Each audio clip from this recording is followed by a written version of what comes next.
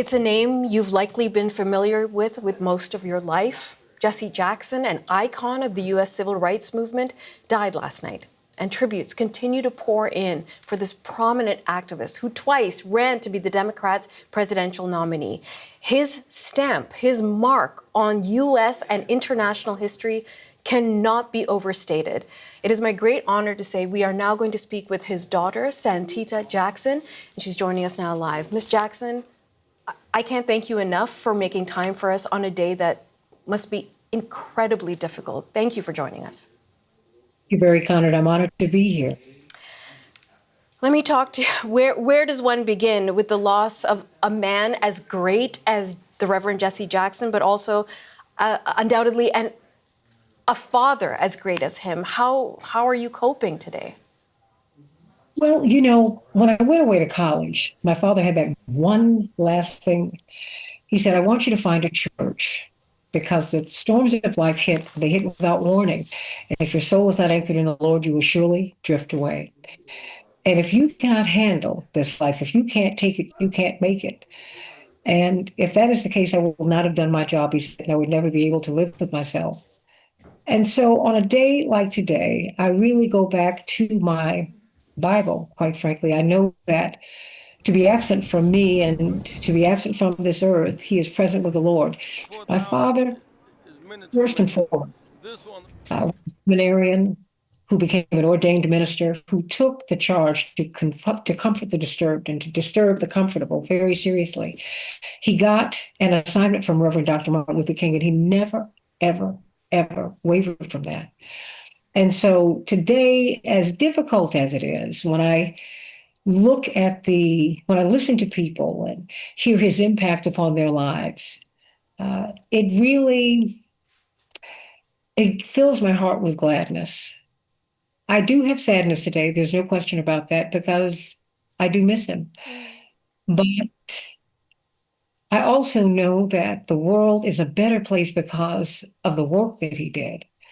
And I get reminders of it. I've been getting them all day. And it has given my mother, my brothers, my sister, and I so much comfort.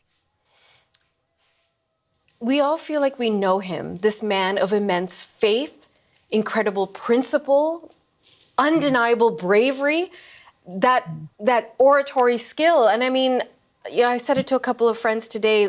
If there was not a Reverend Jesse Jackson, there would be no President Barack Obama. The ceilings, the glass ceilings that he broke, the paths that he paved, he's so larger than life for most of us. But I wonder for you at home, what was Dad like? What was funny about Dad? What was vulnerable about Dad? I can tell you this, but there would be no Geraldine Ferraro. He was the first top-tier candidate in history to say that he too pledged to put a woman on the ticket. None of his other competitors would agree to that. And Geraldine Ferraro was put in really almost at the last minute, literally just before the convention. So he broke so many ceilings for so many people, and that was his point. But I have to tell you, he was a father who was present. Oftentimes, Black fathers in America get a bad rap, quite frankly. And interestingly, the Centers for Disease Control had a study in 2014 or 2015 that showed that the most involved father in America is the Black father. From birth to the age of 5, they spend time with you. They take you places. And our father always did that. And he was a lot of fun. I remember my senior prom, and quite frankly, I didn't care if I went or not. But he said, I want you to go. He urged me to go, made me go, because he said, I want you to have that experience.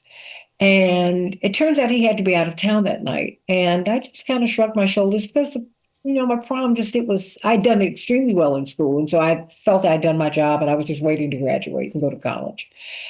And I heard footsteps coming down the hall, and it was my daddy. And I have to tell you, I had a very handsome date.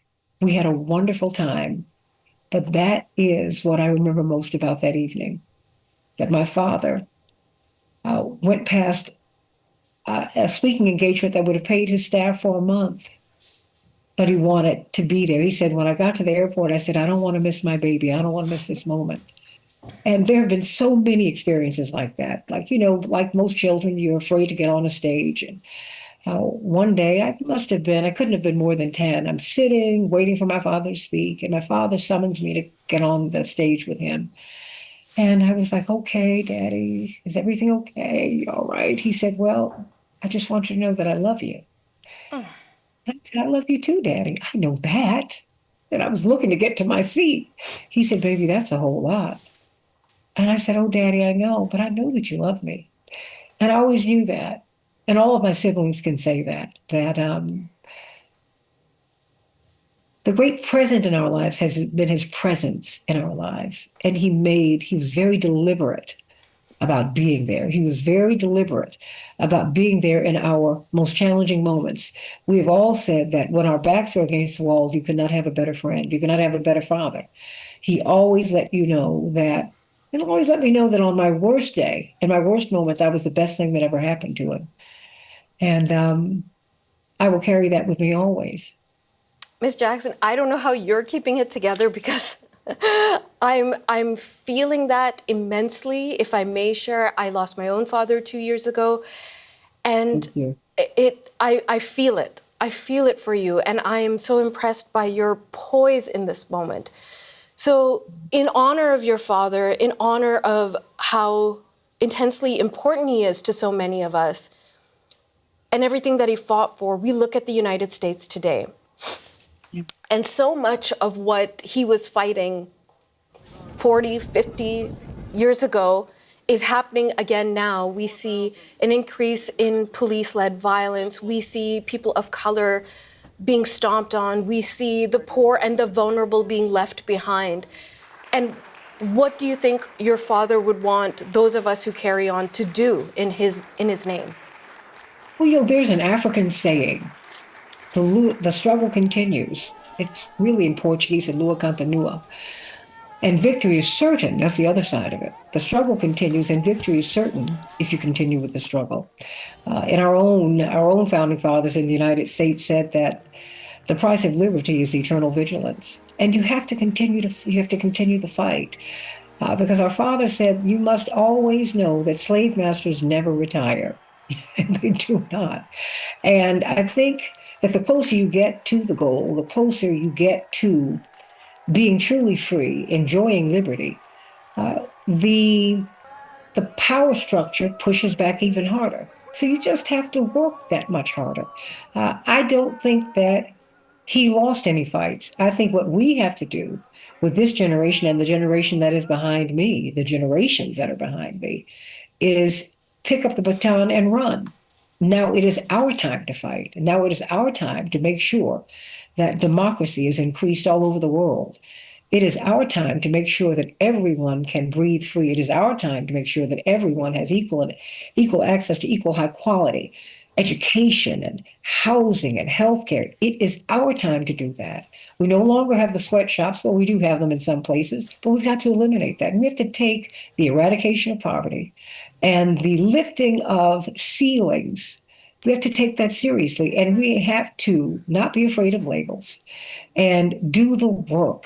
That is something that he was not afraid to do, and he did that until he could not work anymore.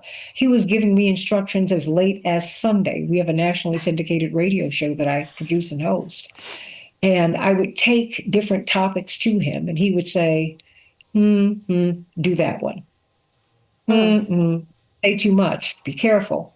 And I really appreciate the fact that with his last full measure, he gave it his all.